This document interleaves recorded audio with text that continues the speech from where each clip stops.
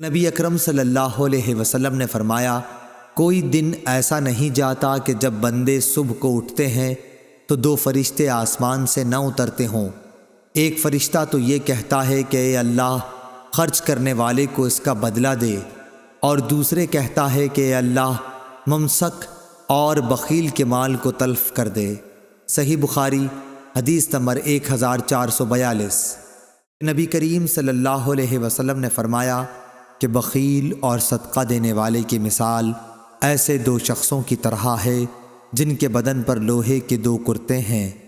دوسری سند امام بخاری نے کہا، اور ہم سے ابو الیمان نے بیان کیا، کہا کہ ہمیں شعیب نے خبر دی، کہا کہ ہمیں ابو زناد نے خبر دی کہ عبداللہ بن حرمز اعرج نے ان سے بیان کیا، اور انہوں نے ابو ہریرہ رضی اللہ عنہ سے سنا، اور ابو ہریرہ رضی اللہ عنہ نے نبی کریم صلی اللہ علیہ وسلم کو یہ کہتے سنا کہ بخیل اور خرچ کرنے والے کی مثال ایسے دو شخصوں کی سی ہے جن کے بدن پر لوہے کے دو کرتے ہوں، چھاتیوں سے ہنسلی تک۔